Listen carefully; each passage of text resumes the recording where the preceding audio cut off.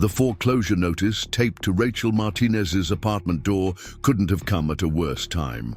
With her graphic design clients disappearing faster than morning dew and her daughter Emma's medical bills piling up like autumn leaves, the 34-year-old single mother felt the walls of her Denver life closing in around her. But fate has a peculiar way of intervening when we least expect it. And for Rachel, it arrived in the form of a water-stained envelope from Cedar Valley, Montana, a place she'd never heard of, bearing news of an inheritance she never knew existed. The letter spoke of Riverside Farm, a condemned property that had somehow belonged to her grandmother, Diane Henderson, a woman Rachel had been told died before she was born.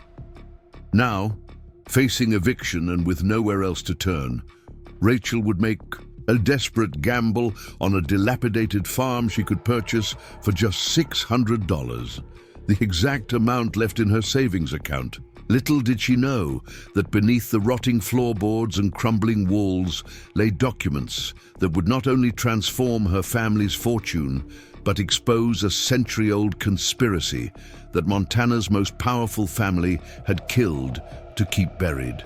Before we jump back in, tell us where you're tuning in from, and if this story touches you, make sure you're subscribed, because tomorrow I've saved something extra special for you.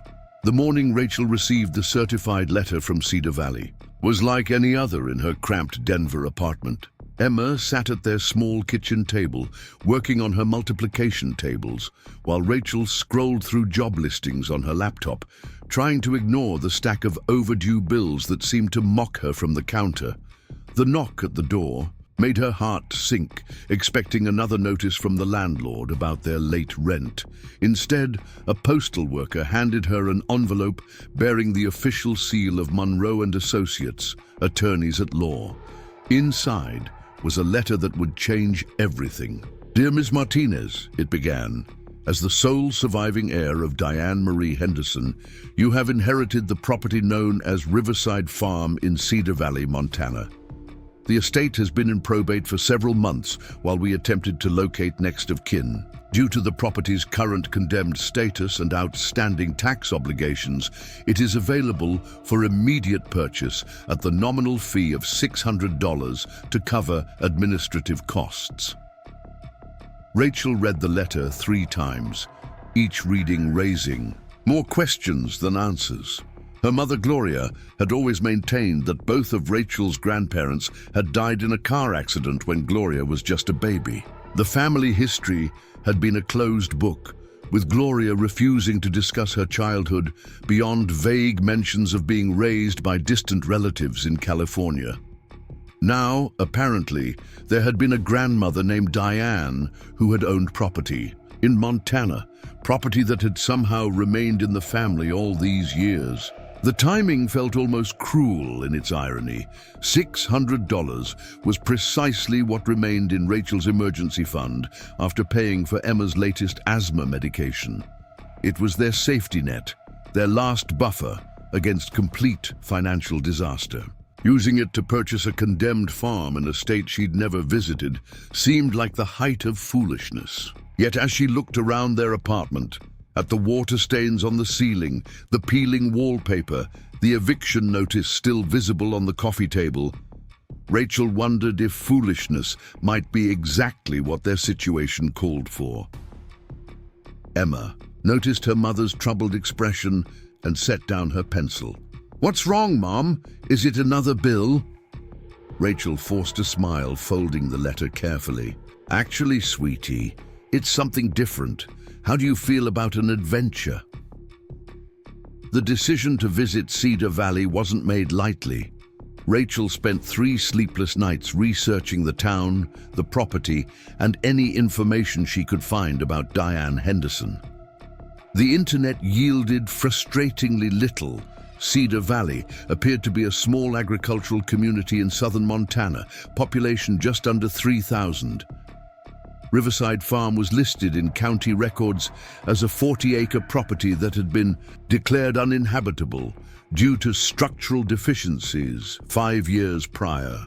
There were no photos, no additional details, just a string of tax liens and code violations that painted a picture of long-term neglect. What finally tipped the scales was a conversation with her landlord, Mr. Petrosky, who stopped by to discuss their situation. Standing in her doorway with his arms crossed, he delivered an ultimatum: pay the back rent within 2 weeks or face immediate eviction proceedings. As he spoke, Rachel's eyes drifted to Emma's inhaler on the kitchen counter, to the stack of medical bills, to the laptop where her dwindling client list offered no hope of quick salvation. Sometimes, she realized, the most rational choice is to embrace the irrational. 3 days later, Rachel and Emma were on a Greyhound bus heading north, their essential belongings crammed into 2 suitcases and a backpack. The journey took 18 hours, with multiple transfers and long stretches of highway that seemed to lead nowhere. Emma, resilient as always, treated it like the adventure Rachel had promised, pointing out landmarks and making up stories about the small towns they passed through. Rachel spent much of the trip staring out the window, watching the landscape transform from urban sprawl to endless plains to the rolling hills that announced their approach to Cedar Valley. They arrived at the Cedar Valley bus station, really just a bench outside the town's only gas station as the sun was beginning to set. The air was crisp and clean, carrying the scent of pine and distant rain. Main Street stretched before them, a collection of modest storefronts and weathered buildings that looked frozen in time. The Harrington Industries grain elevator dominated the skyline, its massive structure casting long shadows across the town. "It's so quiet," Emma whispered, as if afraid to disturb the stillness. Rachel nodded, adjusting her grip on their suitcases. The silence was indeed striking after the constant noise of Denver, but there was something else too. A weight to the quiet, as if the town itself was holding its breath. They found temporary lodging at the Cedar Pine Motel, a modest establishment run by an elderly woman named Betty, who seemed surprised to have guests. When Rachel mentioned they were in town to look at Riverside Farm, Betty's welcoming smile faltered for just a moment. "The old Henderson place?" she asked, her voice carefully neutral. "Haven't had anyone out there in years. Not since..." She caught herself, busying her hands with unnecessary paperwork. "Well, not in some time. Will you be staying long?" Rachel paid for 3 nights, using cash to preserve what little remained in her bank account. Their room was clean but dated, with wood paneling and a flickering television that picked up exactly 3 channels. Emma immediately claimed the bed nearest the window, spreading out her collection of books and colored pencils as if establishing a new home base. The next morning, Rachel met with Jonathan Monroe, the attorney who had sent the letter. His office occupied the 2nd floor of a brick building on Main Street, reached by a narrow staircase that creaked with every step. Monroe himself was younger than Rachel had expected, perhaps in his early 40s, with prematurely gray hair and the tired eyes of someone who had seen too much of small-town secrets. "Ms. Martinez," he greeted her, rising from behind a desk, cluttered with files. "I must admit, I'm surprised you came in person. Most people would have simply signed the papers remotely." Rachel took the offered seat, noting how the leather chair seemed to swallow her. "Most people probably know what they're inheriting. I don't even understand how this is possible. My mother always said her parents died when she was an infant." Monroe's expression shifted to something between sympathy and caution. "Family histories can be complicated. Diane Henderson was a remarkable woman, but she lived a very private life, especially in her later years. She left specific instructions that the property should pass to her direct descendants, with you being the only one we could locate." He produced a thick folder from his filing cabinet, spreading several documents across his desk. "I should warn you, Ms. Martinez, that the property is in severe disrepair. The county condemned it 5 years ago after the main structure was deemed unsafe.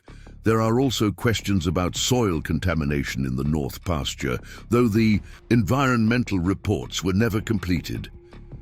Rachel studied the papers, noting the repeated mentions of code violations and safety hazards. Why would my grandmother hold on to a condemned property? Why not sell it years ago? That, Monroe said carefully, is something of a local mystery. Diane received numerous offers over the years, some quite generous, especially from Harrington Industries, but she refused them all. Toward the end, she became somewhat eccentric, stopped coming into town, had her groceries delivered, rarely spoke to anyone. He slid a final document across the desk, the deed transfer that would make Rachel the owner of Riverside Farm for the sum of $600. I'm legally obligated to inform you that most people would consider this a poor investment. The cost of making the property habitable again would far exceed any potential value.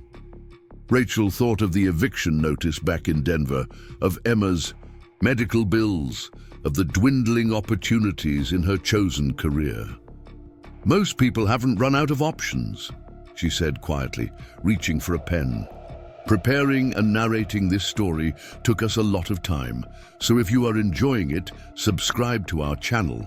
It means a lot to us. Now back to the story. The drive to Riverside Farm took them along Cedar Valley Road, a 2-lane highway that wound through increasingly rugged terrain. Rachel had rented the cheapest car available, a decade-old sedan that protested with various rattles and squeaks as they navigated the rural route. Emma sat in the passenger seat, face pressed against the window, cataloging every detail of their journey. "Look, Mom, actual cowboys!" she exclaimed as they passed a group of ranchers moving cattle across a distant field. Rachel smiled at her daughter's enthusiasm, even as her own anxiety grew with each mile. The landscape was beautiful in a raw, untamed way. Rolling hills dotted with pine groves, vast meadows that seemed to stretch forever, and always the mountains looming in the distance like ancient guardians. But beauty couldn't disguise the isolation, the sense that they were traveling not just away from town, but away from civilization itself. The turnoff to Riverside Farm was marked by a rusted mailbox that barely clung to its wooden post. The private drive, if it could be called that, was little more than 2 tire tracks through overgrown grass, with branches scraping against the car's sides as they proceeded. Rachel slowed to a crawl, navigating around the worst of the potholes, while silently calculating how much 4 new tires would cost. Then, rounding a final bend, they saw it. Riverside Farm materialized through a stand of wild apple trees, like something from a Gothic novel. The main house, a 2-story structure that might once have been white, now wore a coat of weather-beaten gray. Its wraparound porch sagged dramatically on one side, and several windows were either broken or boarded up. The roof had visible holes, where shingles had blown away, and Virginia creeper had claimed most of the eastern wall. Beyond the house stood a collection of outbuildings in various states of decay. A barn that leaned precariously to one side, what might have been a chicken coop now collapsed in on itself, and a stone structure that looked marginally more stable than its wooden companions. The property was framed by dense woods on 3 sides, with Henderson Creek visible as a silver ribbon cutting through the back pasture. "It's like a haunted house," Emma breathed, though her tone suggested fascination rather than fear. Rachel parked in what had once been a circular drive, now cracked and invaded by determined weeds. She sat for a moment, hands gripping the steering wheel, wondering what madness had brought her here. $600 for this. It seemed less like a bargain and more like a cruel joke. But then Emma was opening her door, practically bouncing with excitement. "Can we explore, please? I bet there are secret passages and everything." The weight of the decision settled heavily on Rachel's shoulders as she stood in the attorney's office, staring at the documents that would drain her last $600. The morning light filtering through Monroe's dusty blinds cast strange patterns across the deed transfer papers, making the faded ink appear to dance before her tired eyes. Emma waited in the reception area, contentedly working through a puzzle book they'd picked up at the gas station. "There's something else you should know," Monroe said, his voice dropping to barely above a whisper. He glanced toward his closed office door as if concerned about eavesdroppers. "Your grandmother left a letter to be delivered with the deed. She wrote it just weeks before she passed." He retrieved a sealed envelope from his desk drawer, its edges yellowed with age. Rachel's name was written across the front in spidery handwriting that spoke of advanced years and trembling hands. The attorney placed it carefully in her palm. "I haven't read it," he assured her. "Diane was very specific about privacy, but given the unusual circumstances surrounding her final years, I thought you should have it before making your decision." Rachel turned the envelope over in her hands, feeling its slight weight. Part of her wanted to tear it open immediately, to finally get answers about this grandmother she'd never known existed.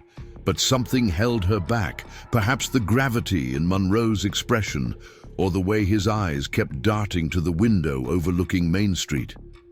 "The Harringtons," she began, recalling his earlier mention of the name. "You said they made offers on the property." Monroe's jaw tightened almost imperceptibly. "Thomas Harrington has been interested in acquiring Riverside Farm for decades. His company owns most of the agricultural land in Cedar Valley, but your grandmother's property sits at a crucial point where Henderson Creek feeds into the valley's main water system, and she refused to sell. Adamantly, even when..." He stopped himself, seeming to reconsider his words. "Even when it might have been in her best interest to do so."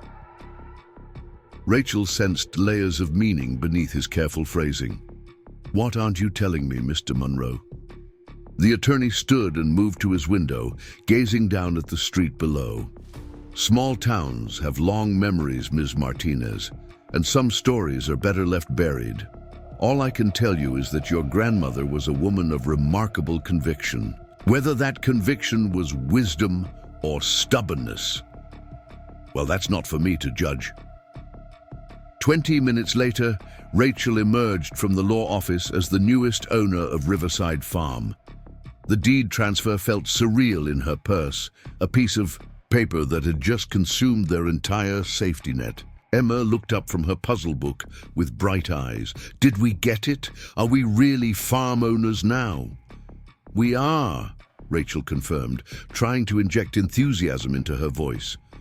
"Ready to see our new adventure?" They stopped at Cedar Valley's only grocery store to pick up basic supplies: flashlights, batteries, cleaning supplies, and enough non-perishable food to last a few days. The store's proprietor, a middle-aged woman named Helen, raised her eyebrows when Rachel mentioned they were heading to Riverside Farm. "The Henderson place? Haven't heard anyone mention that property in years. You fixing to renovate?" "Just looking around for now," Rachel replied, uncomfortable with the sudden attention from other shoppers who seemed to pause in their activities at the mention of the farm. Helen rang up their purchases with practiced efficiency. "Well, be careful out there. That old house has been empty a long time. No telling what kind of critters might have moved in." The drive to Riverside Farm took them through the heart of Cedar Valley's agricultural district. Neat rows of corn and wheat gradually gave way to rougher terrain as they turned onto the unmarked dirt road that led to the property. The GPS on Rachel's phone became increasingly uncertain, finally giving up entirely as they passed a weathered sign that read, "Private property, no trespassing." "I think that's our sign," Rachel murmured, noting how the wood had split and faded from years of exposure. The road deteriorated rapidly, forcing Rachel to navigate carefully around deep ruts and exposed rocks. Overgrown branches scraped against the rental car's sides, creating an eerie soundtrack to their approach. Emma had gone quiet, her earlier excitement tempered by the isolation of their surroundings. After what felt like miles, but was probably less than one, the trees suddenly parted to reveal Riverside Farm in all its dilapidated glory. Rachel brought the car to a stop, engine idling, as they took in their first real view of the property. The main house dominated the clearing, a Victorian-era structure that might once have been grand, but now resembled something from a horror movie. Paint peeled from its clapboard siding in long strips, exposing weathered wood beneath. The wraparound porch tilted at an alarming angle, its support posts askew. Several windows were broken, their empty frames staring like hollow eyes, while others had been hastily boarded with plywood now warped and splitting. Beyond the house, a collection of outbuildings dotted the property. A barn with a partially collapsed roof stood to the left, its massive doors hanging open like a broken jaw. What might have been a carriage house or workshop squatted nearby, its stone walls still intact, but its wooden portions succumbing to rot. A windmill rose from behind the barn, its blades long gone, but its metal framework standing sentinel against the sky. "It's perfect," Emma breathed, and Rachel turned to stare at her daughter in disbelief. "Perfect. Honey, it's falling apart." "But look at all the possibilities," Emma pointed excitedly. "We could fix up that barn for animals, and the windmill could work again, and I bet there are apple trees in that orchard over there." Rachel followed her daughter's pointing finger to what did indeed appear to be the remains of an orchard, gnarled trees heavy with late-season fruit.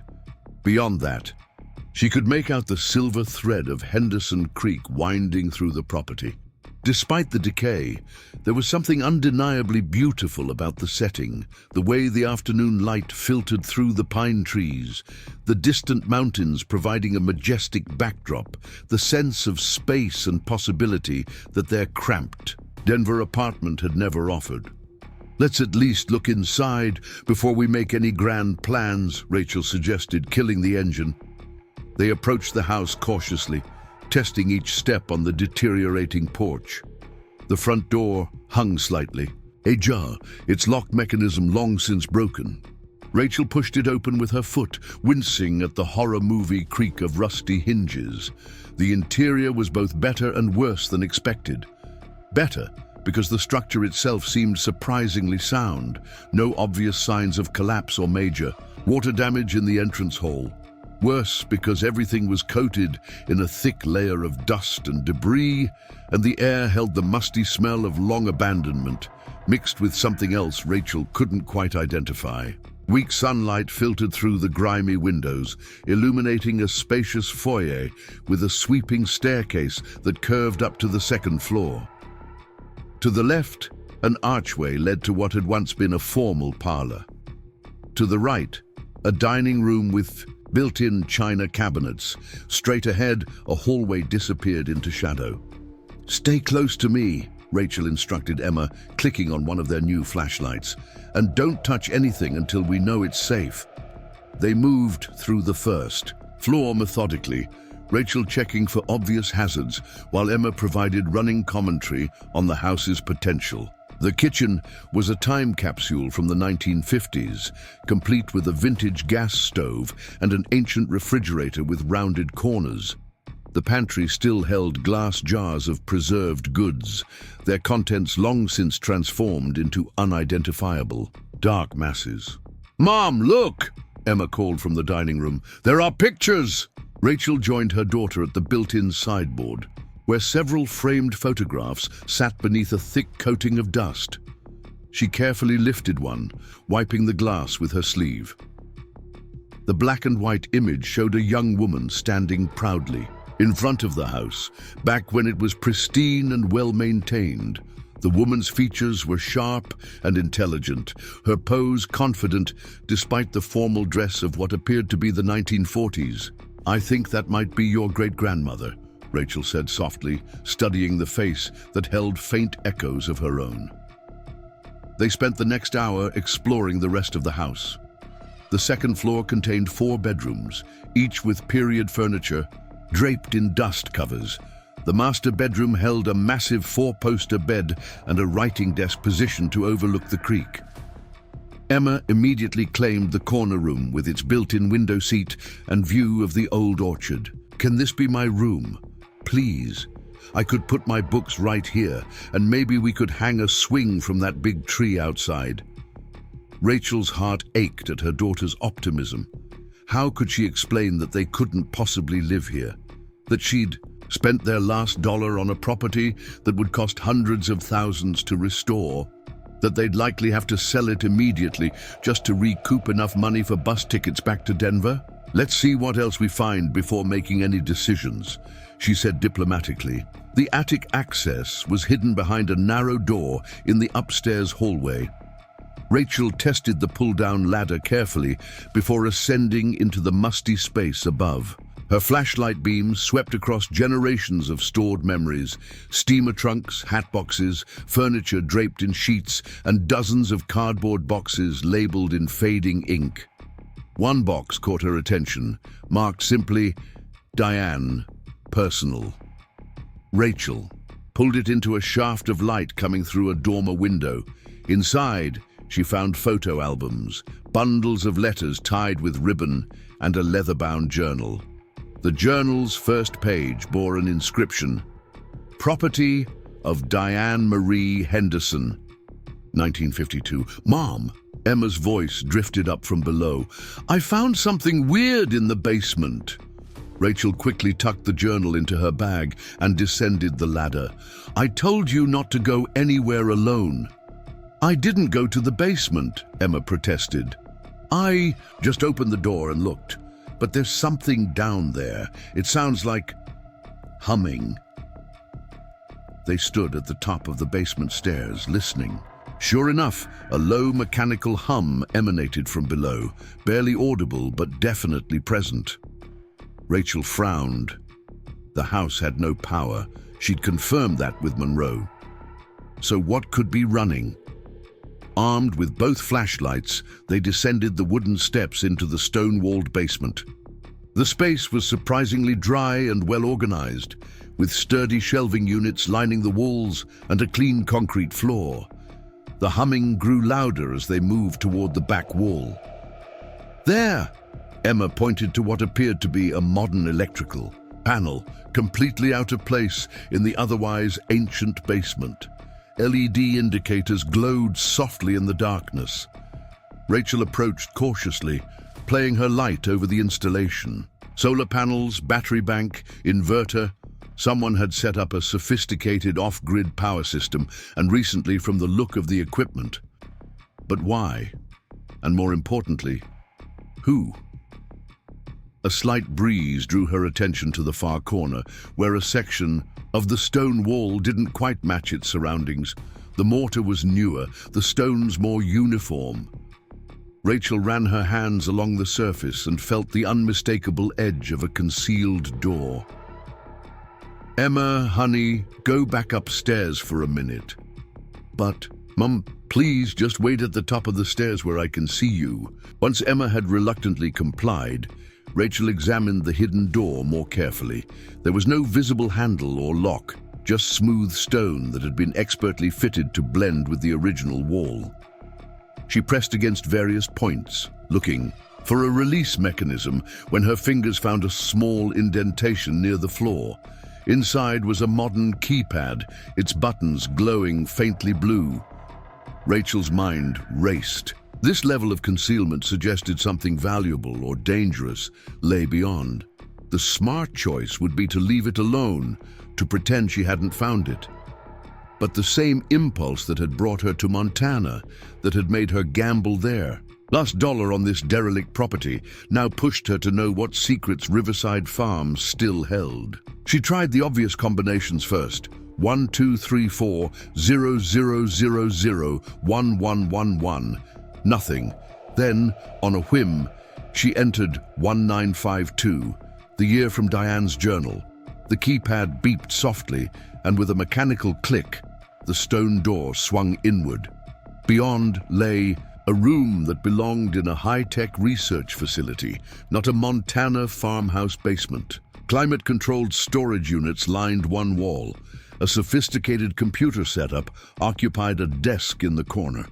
But what drew Rachel's attention were the filing cabinets, dozens of them, each labeled with dates ranging from the 1940s to just 5 years ago. She opened the nearest drawer and pulled out a manila folder. Inside were photographs of what appeared to be agricultural land, but the images had been annotated with chemical formulas and contamination readings. A report detailed soil samples, showing dangerous levels of industrial pollutants. The header read, "Harrington Industries Agricultural Division, Confidential." Another folder contained financial records documenting systematic property acquisitions throughout Cedar Valley. Each purchase was preceded by mysterious crop failures or livestock deaths on the targeted farms. The pattern was clear and chilling. Harrington Industries had been deliberately poisoning neighboring properties to force sales at bargain prices. Rachel's hands trembled as she opened a third folder, this one marked Gloria Martinez, 1979. Inside was a photograph of a young woman who could only be her mother, standing next to a man in a Harrington Industries uniform. Attached was a medical report documenting exposure to unknown chemical agents and subsequent pregnancy complications. The room spun as Rachel processed the implications. Her mother had worked for Harrington Industries, had been exposed to their chemicals, had fled Montana while pregnant with Rachel. The grandmother she'd never known had spent decades collecting evidence of the company's crimes, hiding it here in this secret room. A newspaper clipping caught her eye. Local woman dies in single car accident. The date was 3 months before Rachel's birth. The woman was identified as Gloria Henderson, and the article mentioned she was survived by her mother Diane and an infant daughter. But Gloria Martinez had raised Rachel in California, very much alive until 5 years ago, which meant either the newspaper was wrong or her mother had faked her own death to escape Cedar Valley. "Mom." Emma's voice echoed down the stairs. "Are you okay? You've been down there forever." Rachel quickly photographed several key documents with her phone before closing the folders. She had barely scratched the surface of what this room contained, but already the magnitude of her discovery was overwhelming. This wasn't just family history. This was evidence of corporate crimes that had destroyed lives and poisoned an entire region. She emerged from the hidden room, making sure the door sealed properly behind her. Emma waited anxiously at the top of the stairs. "What did you find? Why do you look so pale?" "Just old storage stuff," Rachel lied, hating herself for it. "Nothing interesting." But as they continued their exploration of the property, Rachel's mind churned with questions. Why had Diane maintained this evidence for so many decades? What had she planned to do with it? And most importantly, who else knew about this room? The answer to that last question came sooner than expected. As they examined the barn, which was indeed structurally unsound, Rachel noticed fresh tire tracks in the mud near a side entrance. Someone had been here recently, possibly within the last few days. "Emma, we should head back to town. It's getting late." But before they could return to the car, the sound of an approaching engine cut through the afternoon quiet. A black SUV with tinted windows emerged from the tree line, moving slowly up the overgrown drive. It came to a stop beside their rental car, and 2 men in dark suits stepped out. The older of the two, silver-haired with the bearing of someone accustomed to authority, approached with a practiced smile. "You must be Ms. Martinez. I'm Thomas Harrington. I understand you've recently acquired this property." Rachel instinctively pulled Emma closer. "News travels fast in Cedar Valley." "Indeed it does. I wanted to personally welcome you to the community and discuss a business proposition that could be mutually beneficial." His eyes swept over the dilapidated buildings. "As you can see, restoring this property would be a monumental undertaking. Harrington Industries would be prepared to offer you substantial compensation, far more than the $600 you paid to take this burden off your hands. I appreciate the offer, Mr. Harrington, but I'm not interested in selling. His smile never wavered, but something cold flickered in his eyes. I'd encourage you to reconsider. This property has complications that might not be immediately apparent, environmental issues, structural problems, historical entanglements. It would be a shame for you and your daughter to find yourselves overwhelmed. The threat was subtle, but unmistakable. Rachel thought of the evidence hidden in the basement, of the crimes documented in those carefully maintained files. I think we'll take our chances. Harrington's companion, who had been silently surveying the property, spoke for the first time. The previous owner had a tendency to collect things, documents, stories, misunderstandings. We wouldn't want you to be influenced by ancient history that has no bearing on the present. So they did know about Diane's archives, or at least suspected. Thank you for your concern, Rachel said firmly. Now, if you'll excuse us, we were just leaving. Harrington reached into his jacket and produced a business card. When you change your mind, and you will, call me directly. My offer won't remain on the table indefinitely. As the SUV disappeared back down the drive, Emma tugged on Rachel's sleeve. Mom, those men scared me. Me too, honey, me too. They drove back to the Cedar Pine Motel in silence, Rachel constantly checking the rearview mirror for any sign they were being followed. Once safely in their room, she finally opened the letter from Diane Henderson that Monroe had given her. The handwriting was shaky, but determined. To my granddaughter, if you are reading this, then you have found your way back to Riverside Farm, just as I always hoped you would. Your mother tried to protect you by running, by changing her name, by pretending the past didn't exist. But some truths refuse to stay buried. In the basement, you will find what I've protected for 40 years, evidence of crimes that destroyed our family and countless others. The Harringtons believed they could poison our land, our water, our lives, and face no consequences. They were wrong. Your mother was their chemist before she discovered what they were really doing. When she threatened to expose them, they tried to silence her. The car accident was staged. We faked her death and sent her away with you growing inside her, hoping the Harringtons would believe their problem was solved. I've waited, gathering proof, preparing for the day when someone brave enough would come to finish what we started. The solar power system will run the computers. The encryption key is your mother's real birthday, October 15th, 1956. The safety deposit box at Cedar Valley Bank contains backup drives. They will try to stop you. They will offer money, make threats, attempt to discredit whatever you find. But remember this, truth has a power that all their wealth cannot match. Be careful, be brave, and know that 3 generations of Henderson women stand with you. All my love, Diane. Rachel read the letter twice, then sat on the motel bed, staring at the faded wallpaper as pieces of her life rearranged themselves into a new pattern. Her mother's paranoia about corporations, her refusal to discuss the past, her insistence that Rachel study accounting and learn to follow the money, it all made terrible sense now. Mom? Emma sat beside her, concern etched on her young face. What's wrong? Rachel pulled her daughter close, breathing in the familiar scent of her strawberry shampoo.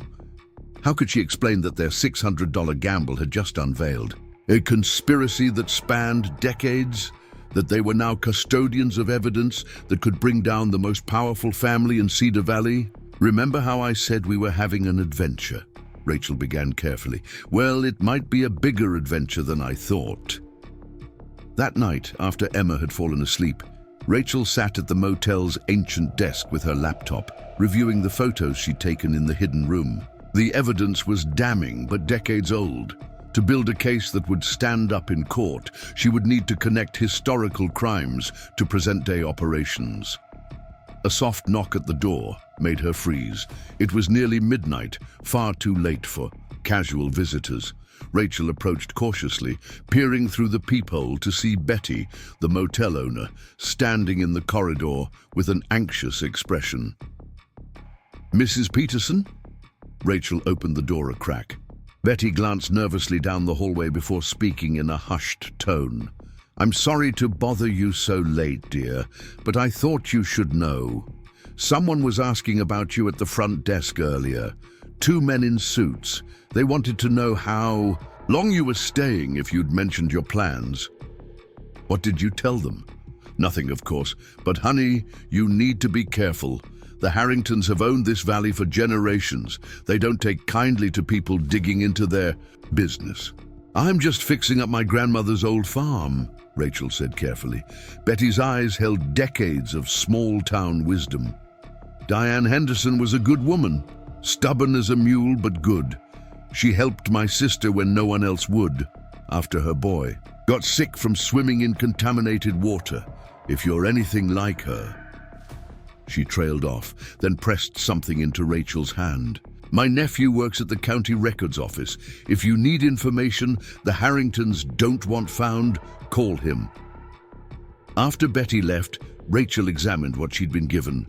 A business card for Michael Chen, Environmental Records Division. On the back, someone had written, "The current contamination is worse. They're still dumping." Rachel stood at the window watching the empty parking lot and the dark outline of mountains beyond. Somewhere out there, Riverside Farm waited with its secrets. The Harringtons were already moving to contain the threat they perceived. She had perhaps days, maybe only hours, before they took more aggressive action. Her phone buzzed with a text. From an unknown number. "Leave town tomorrow or face consequences. This is your only warning." Rachel's jaw tightened. They'd made one crucial mistake. They'd threatened not just her, but Emma, and like the Henderson women before her, she would do whatever it took to protect her daughter and expose the truth. She pulled out Diane's journal and began to read, preparing for a battle that had been waiting 40 years for someone to fight it.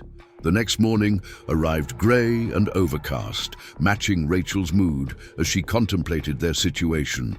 Emma, resilient as always, was already dressed and examining the tourist brochures Betty had left in their room. "There's a pioneer museum downtown," she announced, "and a library with a whole section on local history. Can we go?" Rachel hesitated. The smart move would be to pack up and leave Cedar Valley immediately. But the text message had awakened something stubborn in her. The same trait that had apparently run through Henderson women for generations. Running would mean the Harringtons won again, that Diane's 40 years of careful documentation meant nothing. "Actually," Rachel said, "making a decision that would change everything. The library sounds perfect."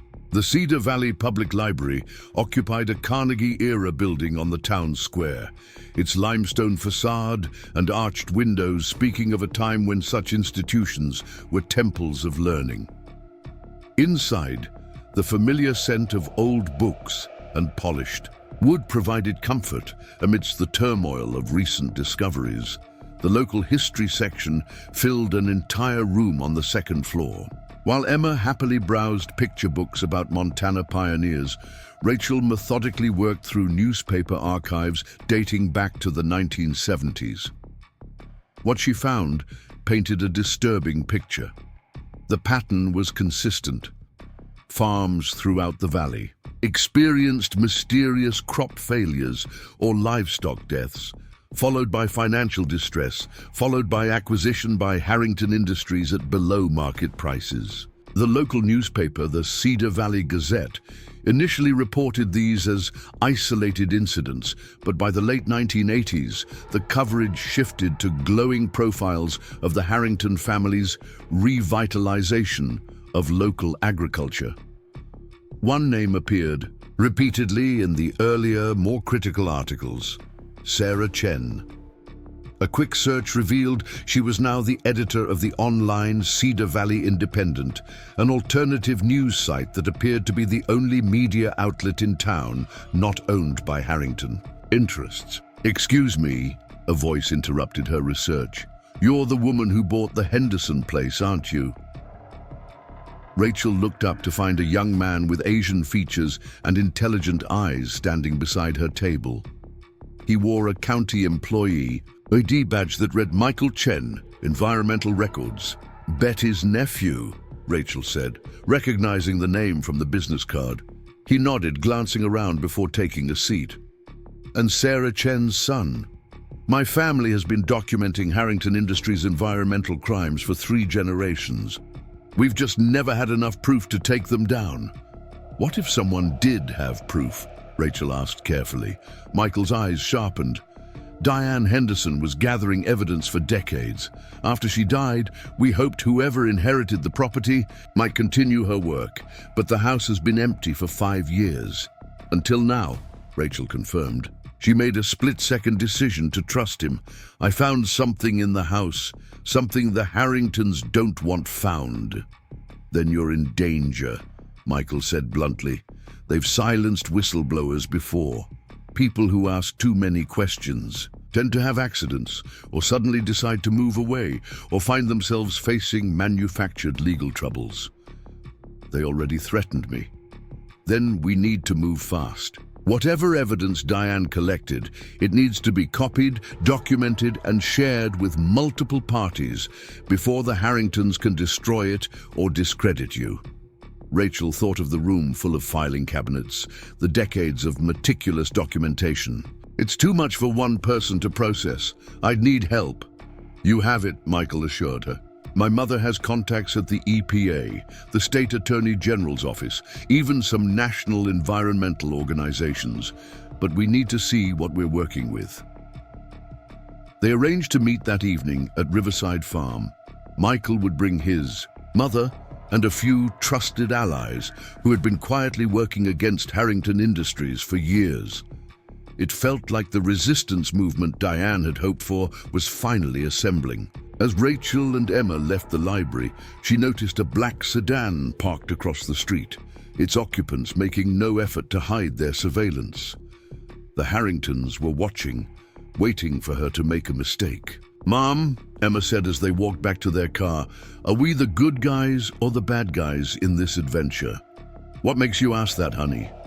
"Because in movies, sometimes people think they're doing the right thing, but they're really making things worse. I don't want us to be like that." Rachel knelt beside her daughter, marveling at her perception. "We're trying to help people who were hurt by powerful people who thought they could get away with it. Does that sound like something good guys would do?" Emma considered this seriously. "I think so, but the powerful people probably think they're the good guys too." "You're absolutely right," Rachel admitted. "That's why we have to be very careful about what we do next." They spent the afternoon preparing for the evening meeting. Rachel bought multiple USB drives to copy digital evidence, heavy-duty boxes to organize physical documents, and camping lanterns to better illuminate the hidden room. She also purchased 2 prepaid phones, having seen enough crime shows to know their regular phones could be tracked. As the sun began to set, they returned to Riverside Farm. The property felt different now that Rachel understood its significance. Less like an abandoned homestead and more like a fortress that had been holding the line against corruption for decades. Rachel parked behind the house, out of sight from the main road. She sent Emma to wait in the kitchen with snacks and her tablet while she descended to the basement to prepare the hidden room for visitors. The keypad accepted the code from Diane's letter and the stone door swung open. Rachel switched on the computer system, relieved when it booted up without issue. The files were encrypted, but the password Diane had provided, her mother's real birthday, granted access to a treasure trove of digital documents. The scope was staggering: soil samples from dozens of locations, water quality reports showing contamination levels far exceeding federal limits, internal Harrington Industries memos discussing disposal solutions and liability mitigation, financial records tracking bribes to local officials, And most damning of all, recorded conversations between Harrington executives casually discussing the health impacts of their chemical dumping. Rachel was so absorbed in reviewing the files that she almost missed the sound of approaching vehicles. She quickly returned to the main floor, where Emma was watching through the kitchen window. 3 cars, Emma reported. They don't look like bad guys. Michael Chen arrived first, accompanied by his mother, Sarah, a slight woman with steel gray hair and the determined expression of someone who had spent a lifetime fighting uphill battles. Behind them came Betty Peterson from the motel, along with a man introduced as Dr. James Wright, a retired physician who had treated many of the contamination victims over the years. "Thank you for trusting us," Sarah said, grasping Rachel's hands. "We've waited so long for someone to pick up where Diane left off." "I think she planned for this," Rachel replied. "Everything was preserved, waiting." She led them to the basement, where the revelation of the hidden room elicited gasps of amazement. Sarah immediately gravitated toward the older files, tears forming as she recognized documentation of cases she'd tried to report decades ago. "This is it," she whispered. "This is everything we suspected but could never prove." They worked, systematically dividing tasks based on expertise. Dr. Wright focused on medical records, correlating illness patterns with contamination sites. Michael handled environmental data, creating digital maps showing the spread of pollutants through the water table. Sarah documented the financial crimes, tracking the web of shell companies and fraudulent transactions. Rachel found herself drawn to a section labeled Current Operations. The files here were more recent, some dated just months before Diane's death. They revealed that Harrington Industries hadn't stopped their illegal dumping. They'd simply become more sophisticated about it. "Look at this," she called to the others.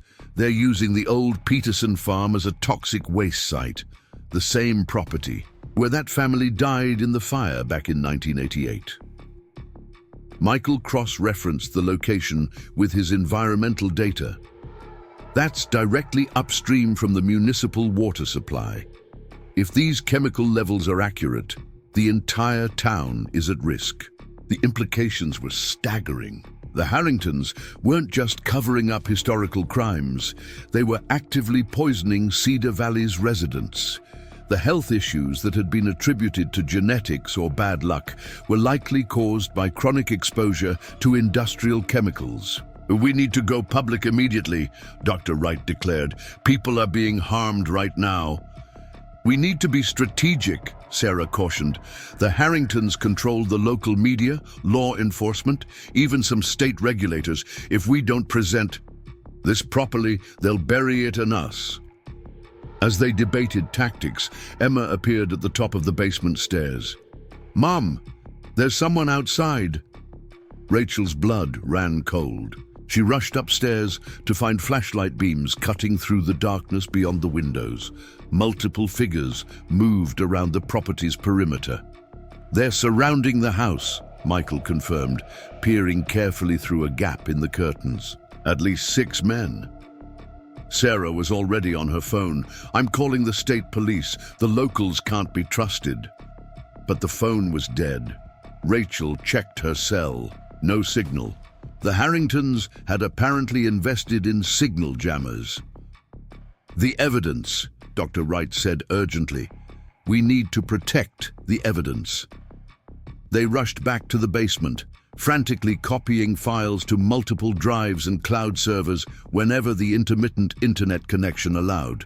Rachel gathered the most crucial physical documents into a waterproof bag, including Diane's journal and the original contamination reports. The sound of breaking glass echoed from upstairs. Heavy footsteps crossed the floor above them. "The old well tunnel," Betty said suddenly.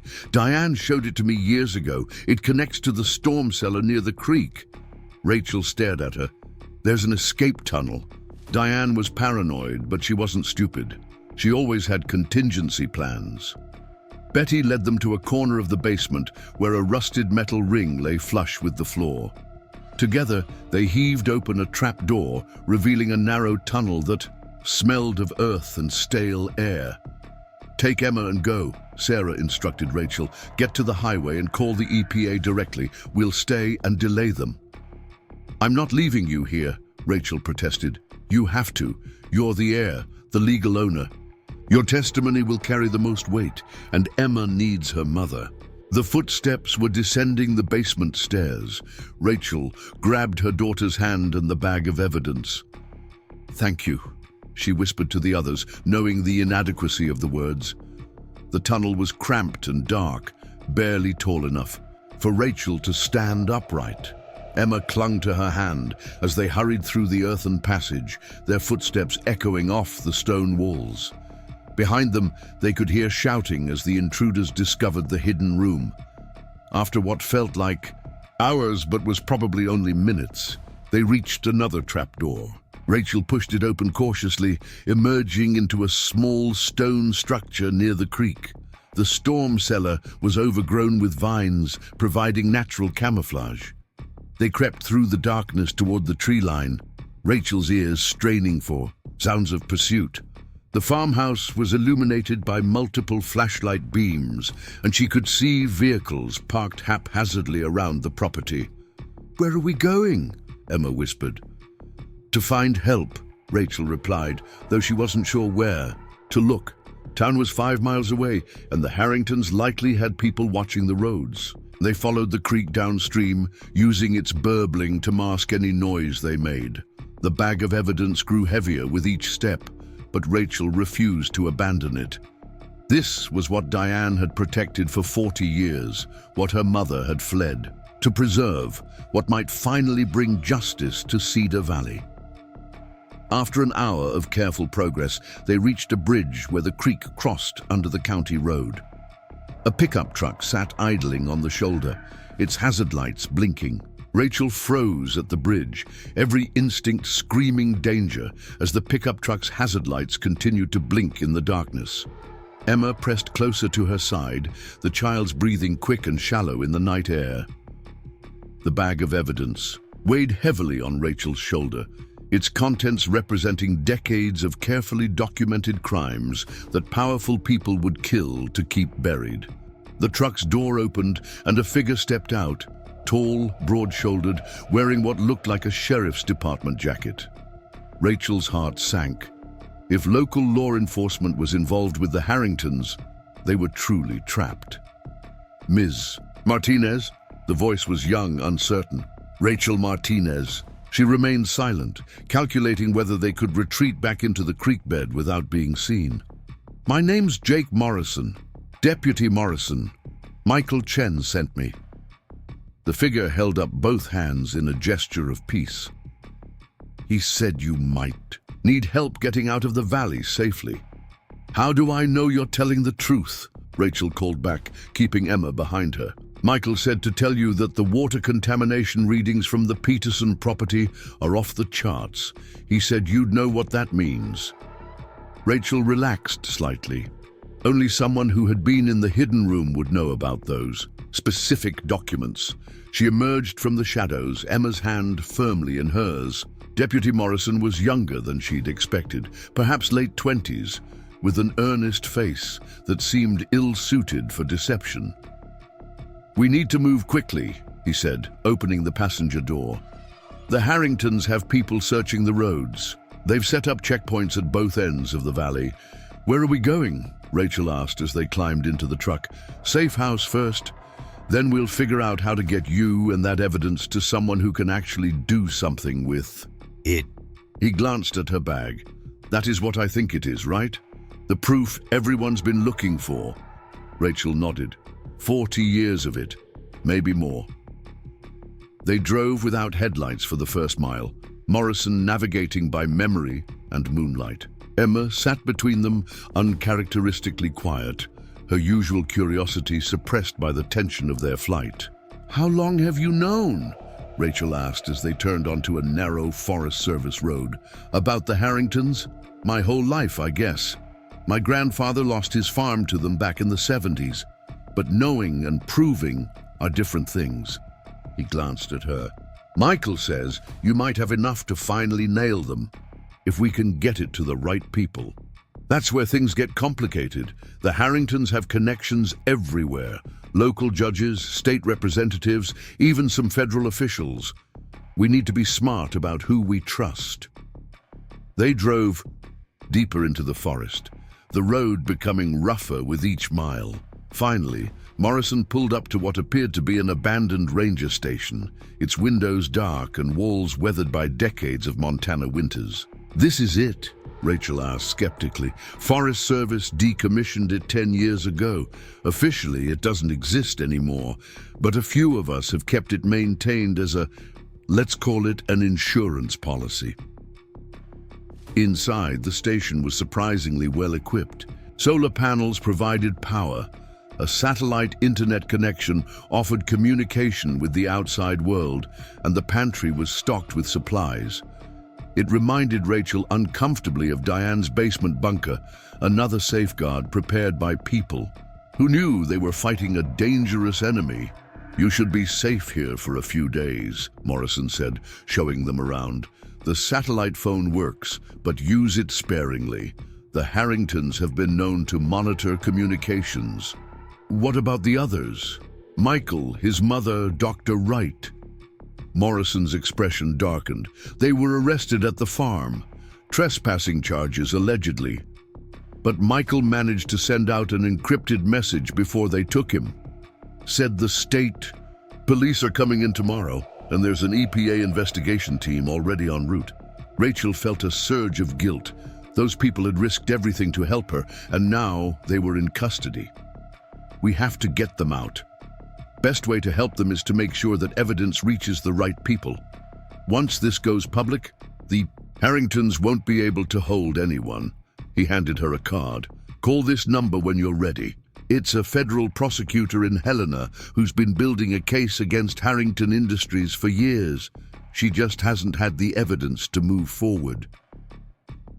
After Morrison left, promising to return with supplies and updates, Rachel tucked Emma into one of the station's narrow beds.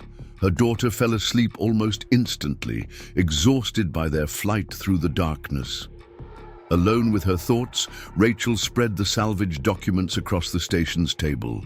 The sheer volume was overwhelming. Financial records, environmental reports, internal memos, photographs. Where did one even begin to make sense of 40 years of systematic crime? She started with Diane's journal, hoping her grandmother's personal account might provide a framework for understanding the broader evidence. The entries painted a portrait of a woman transformed by tragedy into a methodical crusader for justice. May 15th, 1979. Gloria came to me today terrified. She's been working in Harrington's chemical division for 3 years, never questioning what they were doing. But now she's found evidence they're deliberately contaminating neighboring farms. She's pregnant, scared for her baby. I told her to gather proof. We'll need it when we finally expose these monsters. Rachel's hand trembled as she turned the page. Her mother had been pregnant with her when she discovered the truth. The fear Gloria must have felt, knowing she carried a child while working with toxic chemicals, was almost unbearable to imagine.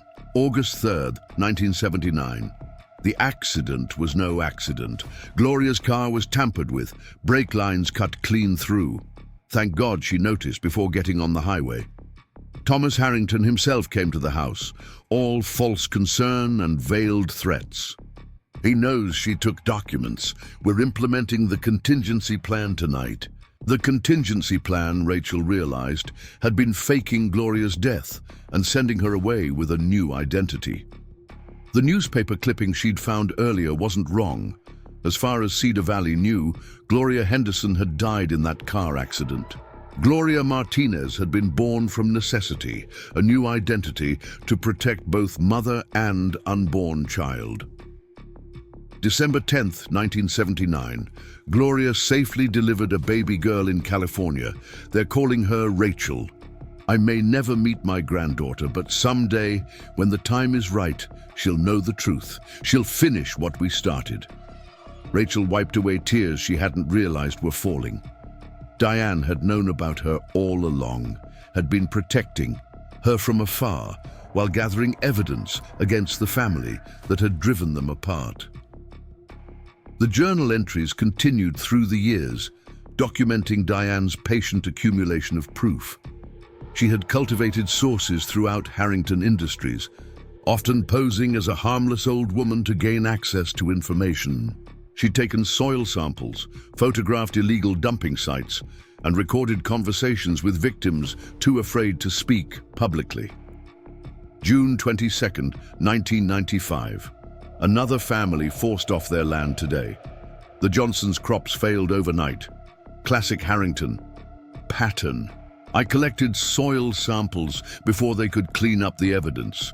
The lab results confirm heavy metal contamination consistent with industrial waste. Added to the archive, Rachel cross-referenced the journal with the environmental reports. The pattern was clear and damning. The Harringtons had systematically poisoned properties they wanted to acquire using a variety of industrial chemicals that destroyed soil fertility and contaminated groundwater. Once the owners were forced to sell, Harrington cleaning crews would arrive to remediate the damage, really just covering up evidence of their crimes. But it went beyond simple land acquisition. In the newer files, Rachel found evidence of an even more sinister plot. The Harringtons hadn't just been consolidating agricultural land, they'd been preparing for something bigger. A document dated 2010 outlined plans for a massive industrial development that would transform Cedar Valley into a chemical processing hub. The project required control of the entire watershed to manage environmental considerations. Corporate doublespeak for containing the inevitable pollution. Every farm they'd acquired, every family they'd driven away, had been part of this decades-long scheme. The proposed development would bring hundreds of jobs to Cedar Valley, making the Harringtons look like economic saviors while giving them complete control over the region's environmental future. Anyone who questioned the safety of their operations could be silenced with threats to the local economy. Rachel's laptop chimed with an incoming email.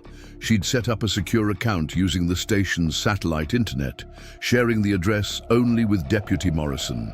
The message was from an unknown sender. Ms. Martinez, Deputy Morrison provided your contact information. I'm Assistant U.S. Attorney Patricia Novak, and I've been investigating Harrington Industries for 3 years. The evidence you've discovered could be the breakthrough we need. However, time is critical. The Harringtons are mobilizing political connections to discredit any potential revelations. They're already claiming you're an unstable outsider, trying to extort them with fabricated documents. We need to authenticate your evidence and secure your testimony before they can control the narrative.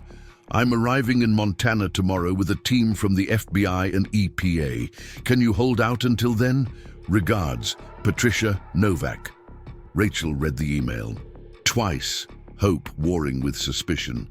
Could this be another Harrington trap?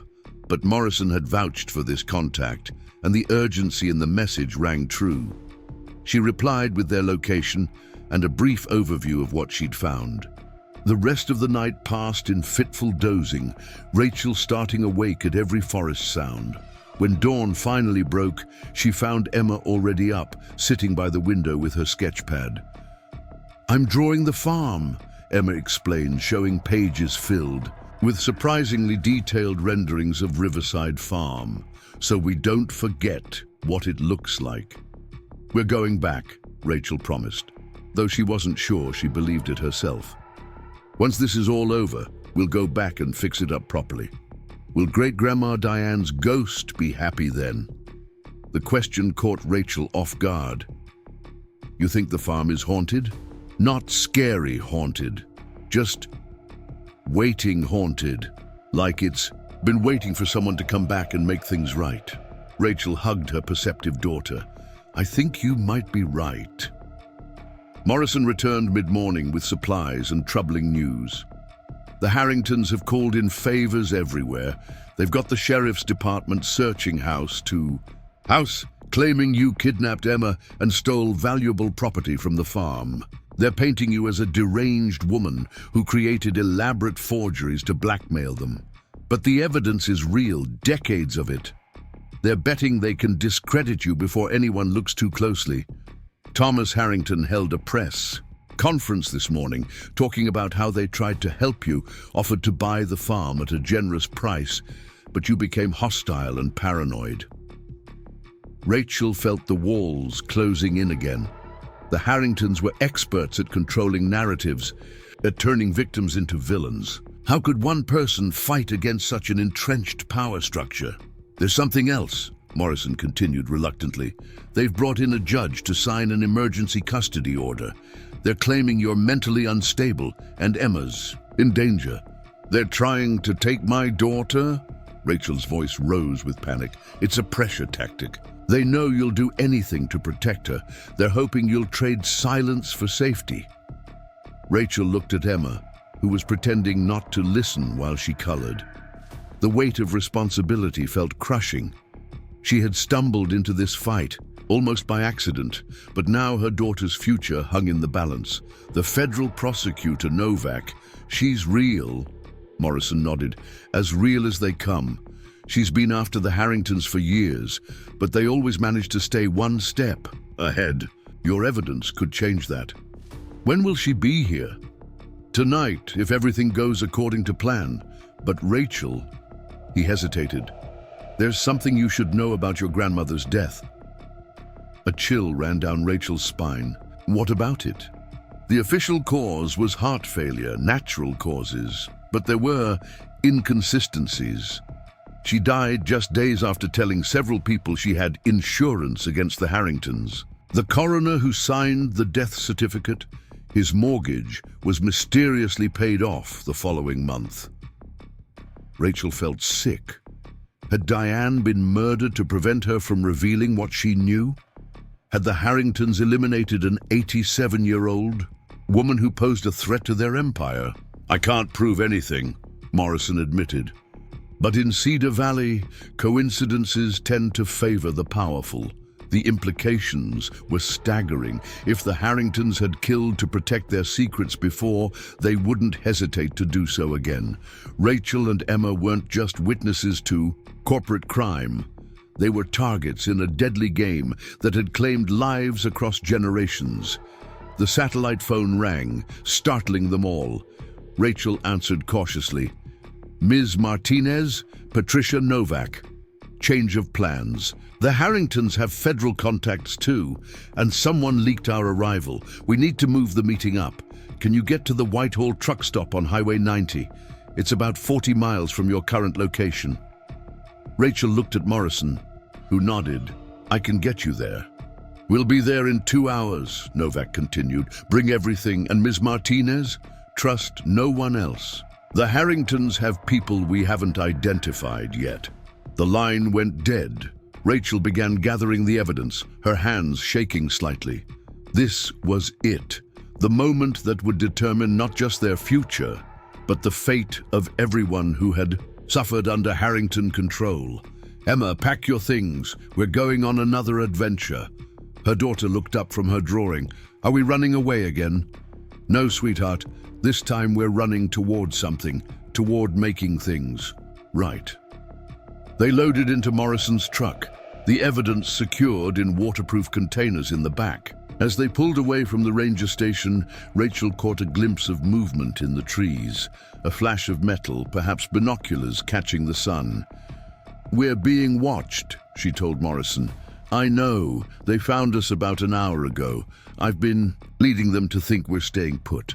But if they're following us, they'll follow us right to the truck stop, where federal agents will be waiting. Sometimes the best way to trap a hunter is to let them think they're the ones doing the hunting. The drive to Highway 90 took them through winding mountain roads that offered spectacular views of the valley below. Rachel could see the patchwork of farms that Harrington Industries had assembled over decades, the pattern of their acquisition now obvious from above. Riverside Farm sat at a crucial junction where multiple watersheds converged. No wonder the Harringtons had been so desperate to acquire it. Emma had fallen asleep again, her head resting against Rachel's shoulder. In repose, she looked so young, so vulnerable. Rachel's resolve hardened. Whatever happened next, she would ensure her daughter grew up in a world where truth mattered more than power. "There's something I don't understand," she said to Morrison. "Why didn't Diane go public? Years ago, she had all this evidence. Fear, maybe, or strategy. The Harringtons were stronger then, their influence absolute. Maybe she was waiting for the right moment, the right person." He glanced at her. "Maybe she was waiting for you." They reached Highway 90 and turned east toward Whitehall. Traffic was light, mostly long-haul trucks and ranchers' pickups. Morrison constantly checked his mirrors, tracking the vehicles that had picked up their trail. "Black SUV, 2 cars back," he reported. "Silver sedan behind that. They're not even trying to be subtle anymore." The Whitehall truck stop appeared ahead.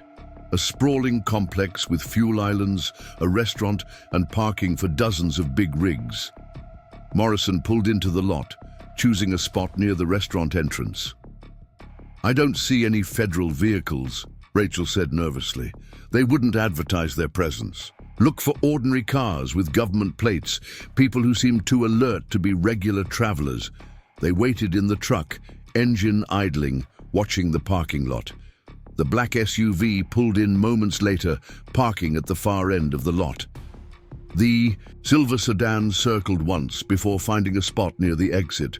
"Mom?" Emma stirred awake. "I need to use the bathroom." "Can you hold it a little longer, honey? I really need to go." Rachel looked at Morrison, who shrugged. The restaurant's public might actually be safer inside with witnesses around. They entered the truck stop restaurant, a typical roadside establishment with vinyl booths and the smell of coffee and grease. Rachel took Emma to the restroom while Morrison secured a booth where he could watch the entrance. In the restroom, Rachel tried to calm her nerves while Emma used the facilities. They were so close to ending this nightmare, to bringing justice to Cedar Valley. But the Harringtons had proven repeatedly that they would do anything to protect their empire. When they emerged, the restaurant's atmosphere had changed. Several new patrons had arrived, men in casual clothes who nonetheless carried themselves with official bearing. At a corner booth, a woman in a business suit was studying a laptop with intense concentration. "That's got to be Novak," Morrison whispered as they returned to their table. Before they could approach, the restaurant door chimed again. Thomas Harrington entered, flanked by 2 men in expensive suits. His silver hair was perfectly styled, his bearing radiating confidence and authority. He spotted Rachel immediately and approached with a politician's smile. "Ms. Martinez, what a fortunate coincidence. I've been hoping we could resolve our misunderstanding." Rachel instinctively pulled Emma closer. "There's no misunderstanding, Mr. Harrington. On the contrary, you've been fed decades of lies by disturbed individuals with vendettas against my family. I'm here to offer clarity and a solution that benefits everyone." The woman from the corner booth stood up. "Mr. Harrington, I'm Assistant U.S. Attorney Patricia Novak. I believe Ms. Martinez has information relevant to an ongoing federal investigation." Harrington's smile never wavered. "Patricia, always a pleasure. Though I fail to see what federal interest there could be in a property dispute between private parties. Environmental crimes, racketeering, conspiracy to defraud, potential murder," Novak listed calmly. "Shall I continue?" The tension in the restaurant was palpable. Other patrons had stopped eating, sensing the drama unfolding. Several of the alert men in casual clothes had shifted position, hands hovering near concealed weapons. "Those are Serious allegations, Harrington said. I trust you have more than the ravings of a desperate woman facing financial ruin. We have 40 years of meticulously documented evidence. Rachel found her voice. Evidence your family killed to suppress. Ah yes, the mythical Henderson archives. Forgeries created by a senile woman whose paranoid delusions infected her entire family.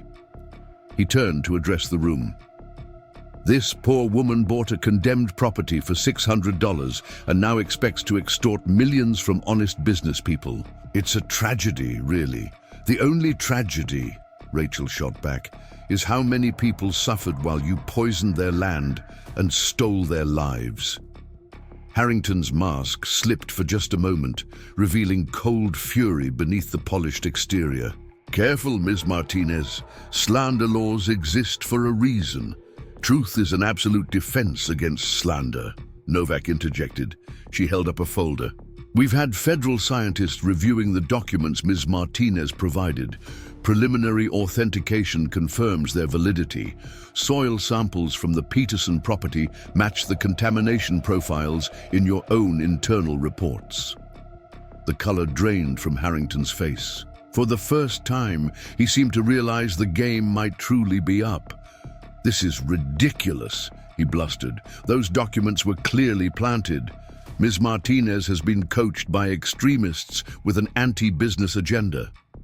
The documents were encrypted, with technology that didn't exist when they were allegedly created. One of the federal agents spoke up. The paper, ink, and chemical analysis all date to the time periods claimed. This is authentic evidence, Mr. Harrington. Harrington's lawyers whispered urgently in his ear. Rachel could see him calculating, looking for angles, for escape routes. His eyes settled on Emma, and something predatory entered his expression. There's still the matter of child welfare, he said smoothly. Ms. Martinez dragged her daughter into a dangerous situation, exposed her to criminal elements. Surely that warrants investigation. The only danger to my daughter comes from your family, Rachel said fiercely. Really? Yet here she sits in a truck stop, caught up in your conspiracy theories, when she should be in school, in a stable home environment. He turned to Novak. Whatever fantastic claims Ms. Martinez makes, the child's welfare should be paramount. Nice try, Morrison. Spoke up for the first time. But I've been documenting every threat your people made against them, every illegal search, every violation of their civil rights. Harrington's facade finally cracked completely. You have no idea what you're dealing with, he hissed. The economic devastation you'll bring to this valley, the jobs that will be lost, the families that will suffer. The families are already suffering, Rachel said quietly. They've been suffering for 40 years while you profited from their pain. Novak stepped forward. Thomas Harrington, I have a warrant for your arrest on charges of conspiracy, environmental crimes, and racketeering. You have the right to remain silent. What happened next occurred with shocking speed. One of Harrington's bodyguards reached for something inside his jacket. Federal agents drew weapons. Someone shouted a warning. In the chaos, Harrington lunged toward Emma, perhaps thinking a hostage would provide leverage. Rachel reacted on pure maternal instinct, stepping between the billionaire and her daughter. Morrison moved simultaneously, his law enforcement training kicking in. The three of them collided, sending a table crashing over. When the dust settled, Harrington was face down on the restaurant floor, Morrison's knee in his back, hands being cuffed behind him. His perfectly styled hair was finally mussed, his expensive suit stained with spilled coffee. Around the room, federal agents had his entourage at gunpoint. It's over, Novak said, helping Rachel to her feet. You did it. You brought down the Harringtons. But Rachel knew it wasn't truly over. There would be trials, testimony, and media scrutiny, attempts to discredit her and the evidence. The Harringtons' influence ran deep, and rooting it out completely would take time. Still, As she held Emma close, watching the man who had terrorized Cedar Valley for decades being led away in handcuffs, she felt something she hadn't experienced since finding that foreclosure notice on her Denver apartment door. Hope. Outside, news vans were already arriving, someone having tipped off the media to the dramatic arrest. Rachel could see reporters setting up cameras, preparing to broadcast the story that would shake Montana's power structure to its core. "What happens now?" she asked Novak. "Now we build our case. Your grandmother's evidence, combined with what our investigation has uncovered, should be more than enough for convictions. But we'll need your testimony and protection until the trials are over. And Riverside Farm? Legally yours, free and clear. Though I imagine once the EPA finishes their cleanup of Harrington contamination sites, the property value might surprise you." Emma tugged on Rachel's sleeve. "Does this mean we can go home now?" Rachel looked down at her daughter, thinking of all the meanings that simple word carried. Home wasn't just a place. It was a legacy, a responsibility, a chance to honor the women who had fought this battle before her. "Yes, sweetheart," she said. "We can go home." 3 months later, Rachel stood on the newly repaired porch of Riverside Farm, watching bulldozers clear contaminated soil from the north pasture. The EPA cleanup was in full swing, part of a massive remediation effort funded by the liquidation of Harrington Industries assets. Thomas Harrington and 6 other executives were awaiting trial on multiple federal charges. The evidence from Diane's archive had proven even more damning than initially thought, revealing connections to organized crime, international money laundering, and yes, several murders, including the suspicious death of Diane Henderson herself. Michael Chen and the others arrested at the farm had been released with apologies from federal authorities. Sarah Chen's newspaper, the Cedar Valley Independent, was now the leading source of information about the unfolding scandal, finally able to report truths that had been suppressed for decades. Emma was enrolled in the local elementary school, making friends and thriving in the clean air of a valley that was slowly healing. She'd started a garden behind the house, planting heritage seeds saved by Diane decades ago. The sound of a car approaching drew Rachel's attention. Deputy Morrison, now Sheriff Morrison after a special election, pulled up in his official vehicle. "Morning, Rachel. Brought someone who wanted to see you." An elderly woman emerged from the passenger seat, moving carefully with a cane. Rachel recognized her from photographs in the archive. Patricia Wells, former county clerk who had helped Diane document property transfers. "My dear," Patricia said, tears in her eyes, "I never thought I'd live to see justice come to Cedar Valley. Your grandmother would be so proud." Over coffee in the restored kitchen, Patricia shared stories of Diane's quiet resistance, of the network of people who had gathered evidence while pretending ignorance, of the hope they'd maintained across decades that someday someone would be brave enough to use what they'd collected. "She talked about you often," Patricia revealed. "Even though she'd never met you, she knew you were out there. She used to say the truth was patient. It would wait for the right person to tell it." After Patricia left, Rachel walked through the house that was finally beginning to feel like home. The hidden room in the basement had been converted into a proper office, where she worked remotely as a financial investigator, using her forensic accounting skills to help other communities identify corporate wrongdoing. Emma's laughter drifted in from the yard where she was playing with the sheriff's daughter. The sound was pure joy, untainted by fear or uncertainty. Rachel picked up Diane's journal from her desk, running her fingers over the worn leather cover. So many sacrifices had been made, so many years of patient documentation, while evil flourished unchecked. But in the end, truth had prevailed. She opened to the final entry, dated just days before Diane's death. "The seeds have been planted in the earth and in the heart of a granddaughter I may never meet. But seeds know how to wait for the right conditions to grow. When the time comes, she'll know what to do. The truth always finds a way to bloom. Rachel closed the journal and looked out the window at the valleys stretching below, green and vibrant. In the spring sunshine, the Harrington Industries sign had been removed from the grain elevator, replaced by a banner announcing a farmers' cooperative. The community was reclaiming its future. Her phone buzzed with a text from Patricia Novak. "Thought you'd want to know. Thomas Harrington just pled guilty to avoid trial. Life sentence likely. Your testimony won't be needed after all." Relief flooded through her. The last specter of threat was finally lifting. She could focus on building rather than battling, on creating the life Emma deserved. That evening, as the sun set behind the mountains, Rachel and Emma sat on the porch swing, watching fireflies emerge in the meadow. The old windmill, repaired and functional again, turned lazily in the evening breeze. "Mom," Emma said thoughtfully, "do you think Great-Grandma Diane knows we won?" Rachel considered the question, thinking of all the moments that had led them. Here, the foreclosure notice, the mysterious inheritance, the $600 gamble that had changed everything. "I think she always knew we would," Rachel replied. "She just had to wait for us to know it too." As darkness fell over Cedar Valley, the lights of Riverside Farm glowed warmly against the night.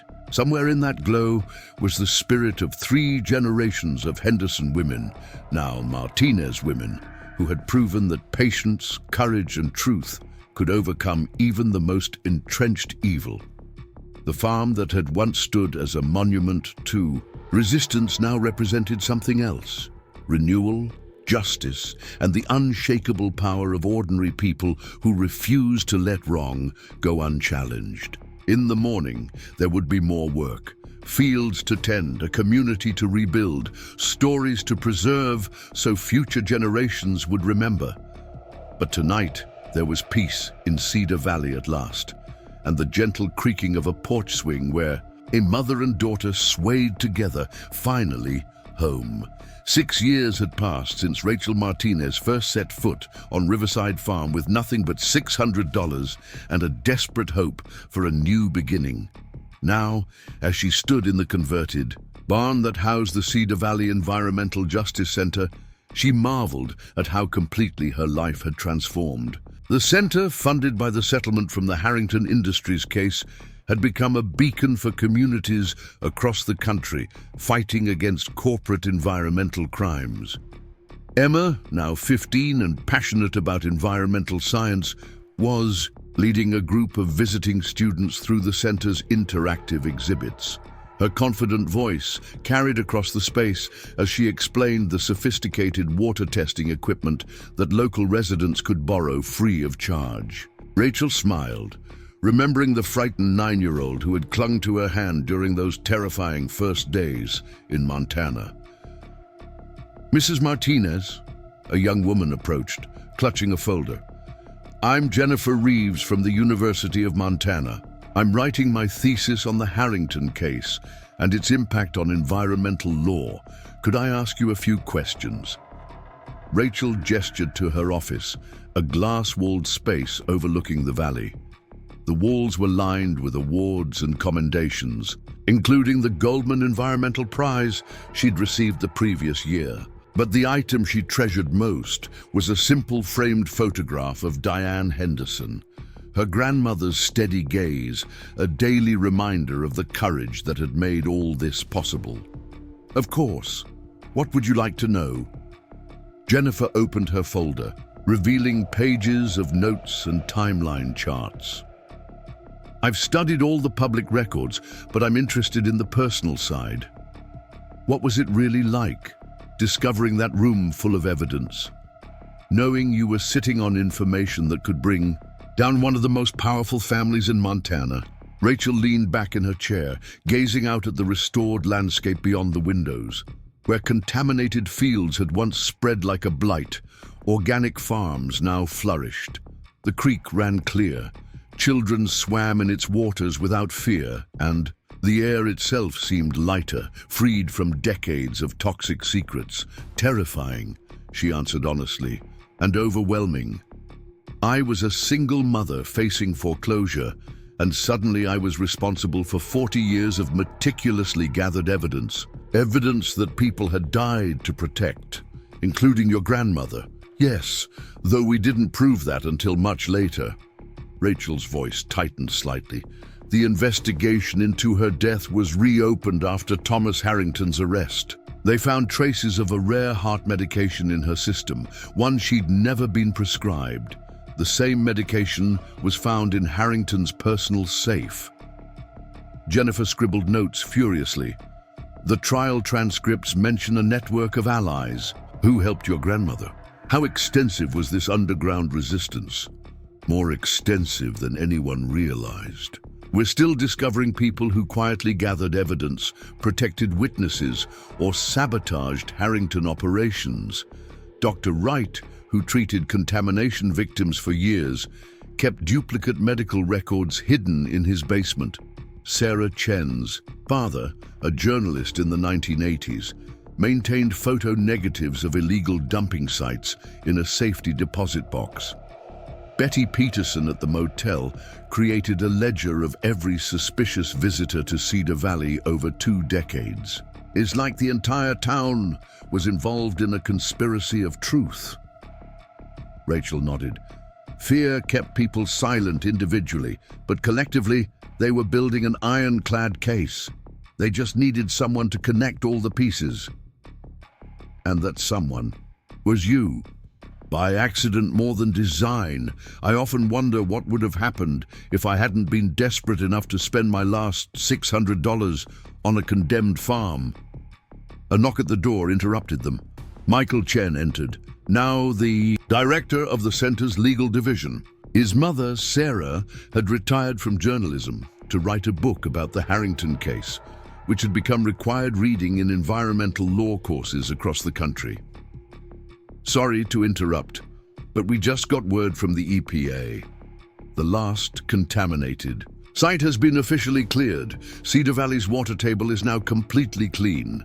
Rachel felt tears prick her eyes. This had been Diane's ultimate goal. Not just to expose the Harringtons, but to heal the land they'd poisoned. How long until the restrictions are lifted? They're signing the papers now. As of today, every farm in the valley can use their water without filtration systems. After Michael left, Jennifer continued her questions. The financial impact of your discovery was enormous.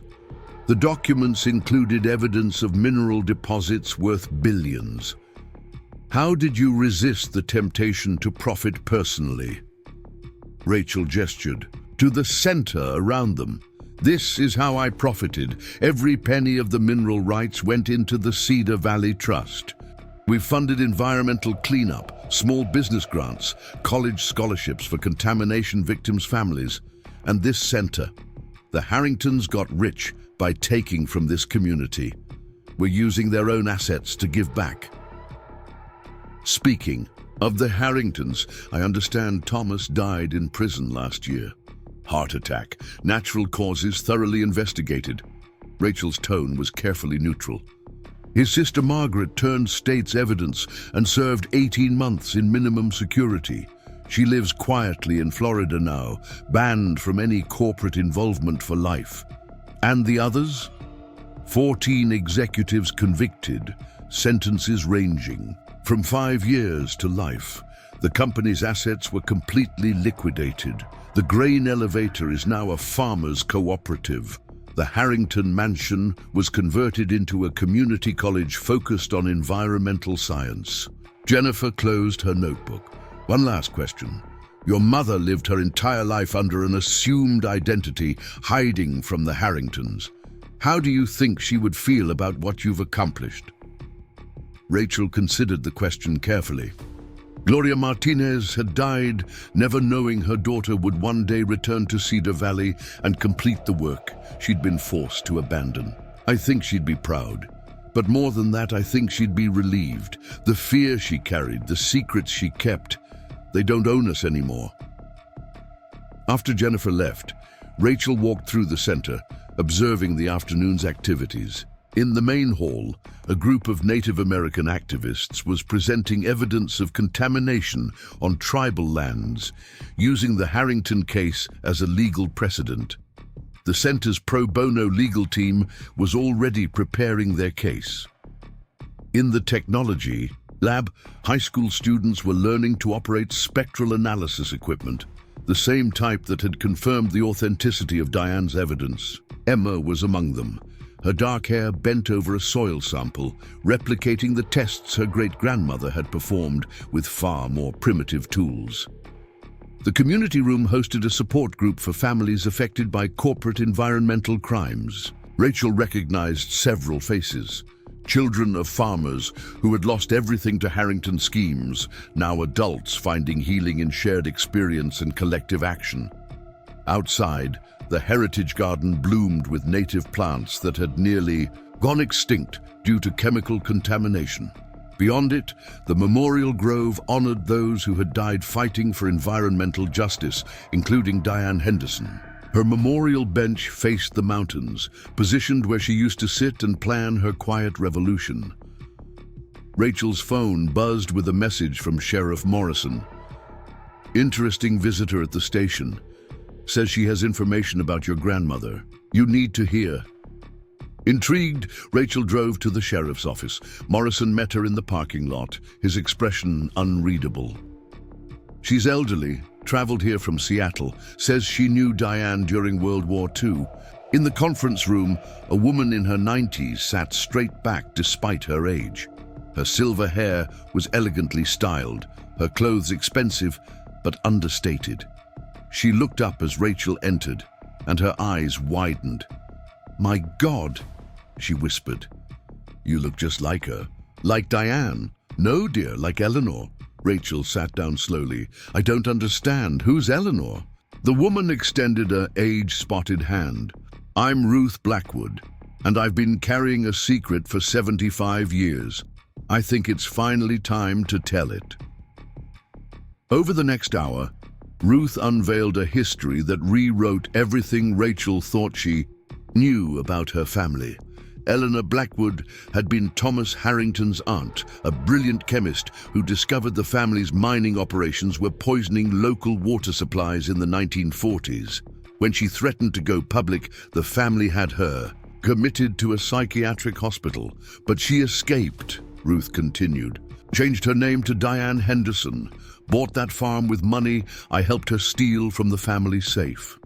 She always said the land would be her revenge, positioned perfectly to monitor everything flowing downstream from Harrington operations.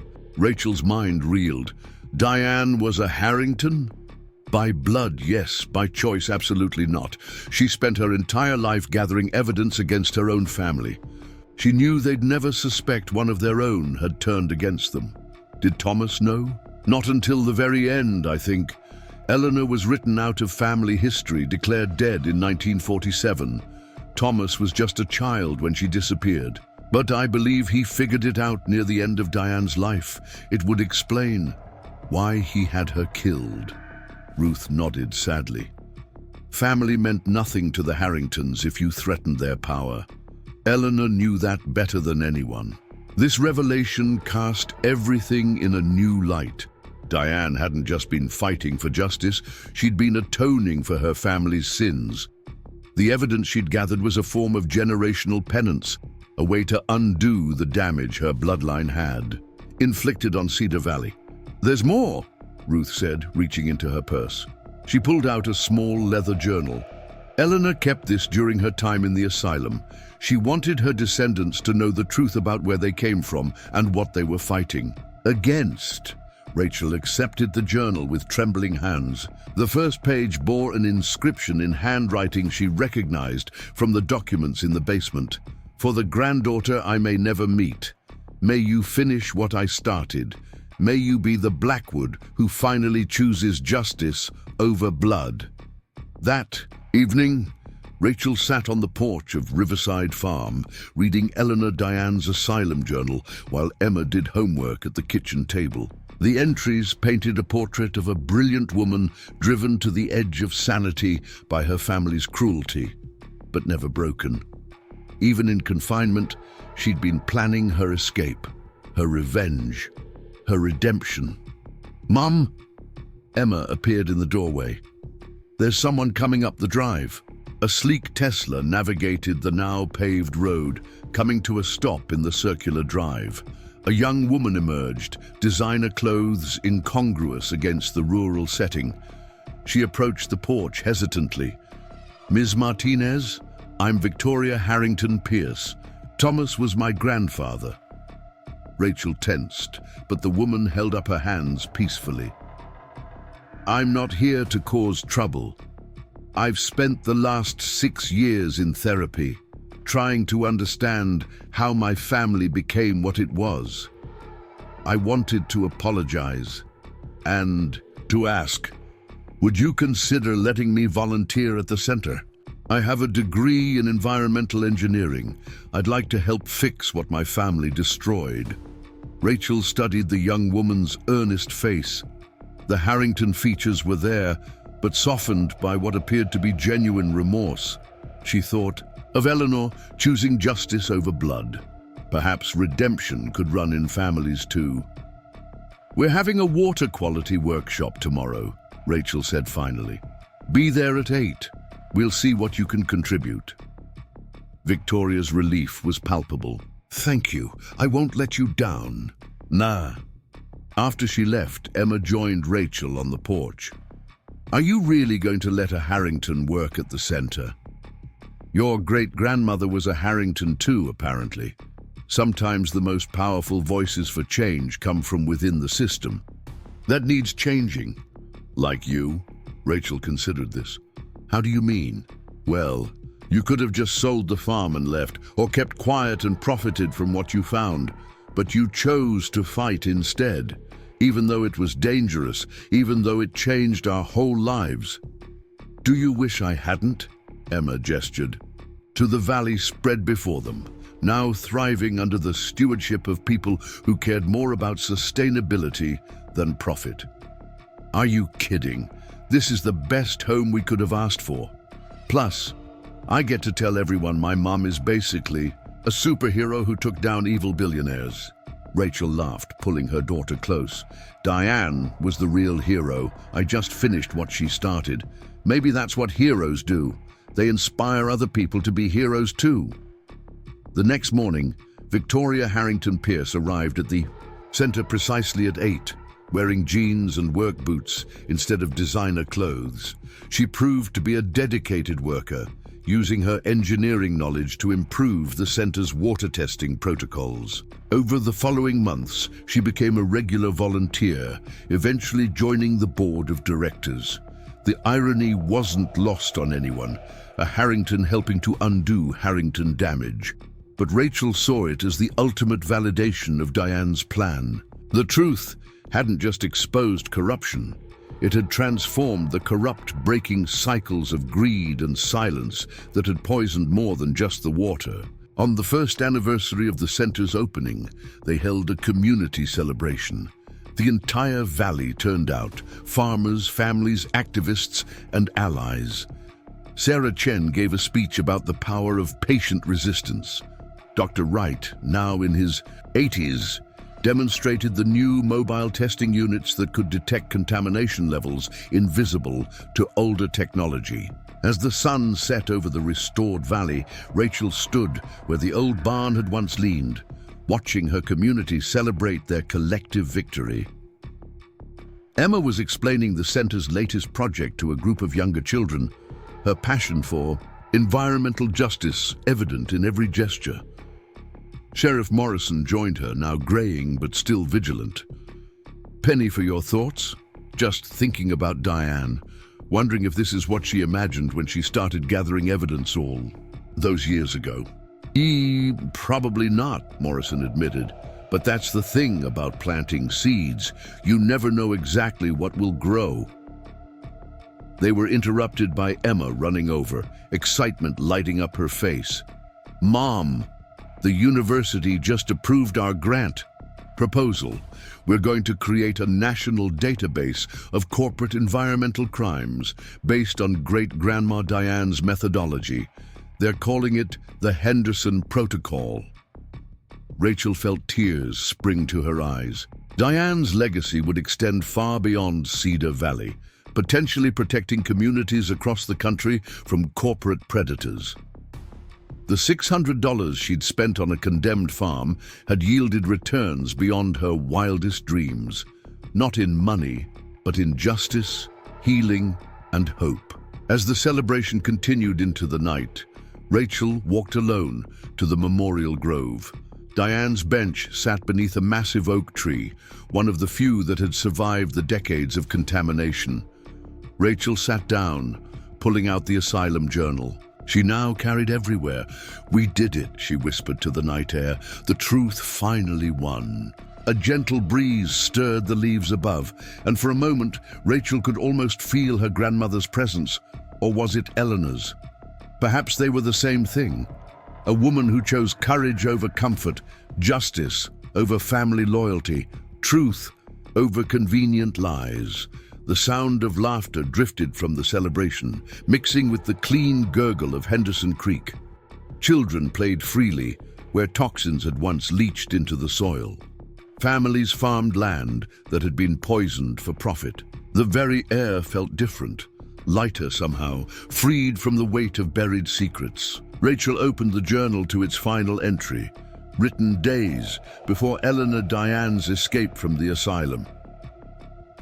"They think they've broken me by locking me away, silencing my voice. They don't understand that truth has a patience they can't comprehend.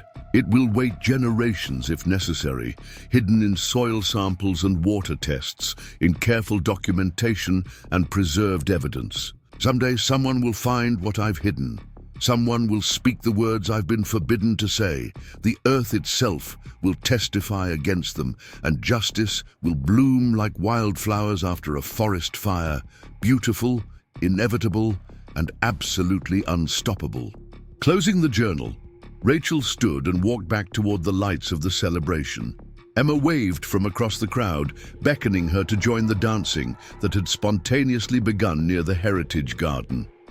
Victoria Harrington Pierce was teaching Michael Chen's daughter to test soil pH levels. Sarah Chen was photographing everything, documenting this new chapter in Cedar Valley's history. The woman who had arrived 6 years ago with nothing but $600 and a foreclosure notice was gone. In her place stood someone else, a guardian of truth, a healer of communities, a keeper of Eleanor Diane Henderson's magnificent obsession with justice. As she rejoined her community, Rachel realized that the real treasure of Riverside Farm had never been the mineral deposits or the property value. It had been the proof that ordinary people, armed with truth and unwavering determination, could topple empires built on lies. That lesson, more precious than any fortune, would echo through generations to come. The moon rose over Cedar Valley, its light reflecting off the clean waters of Henderson Creek. Somewhere in that silver shimmer was the spirit of a woman who had played the longest game imaginable, betting everything on the belief that truth would outlast those who tried to bury it. She had been right. Against all odds, against decades of power and privilege, and carefully constructed lies, she had been absolutely right. And in the laughter of children playing where poison once flowed, in the sight of former enemies working together for healing, in the knowledge that communities across the nation were learning to fight back against corporate environmental crimes, her victory was finally gloriously complete. Up next, you've got 2 more standout stories right on your screen. If this one hit the mark, you won't want to pass these up. Just click and check them out.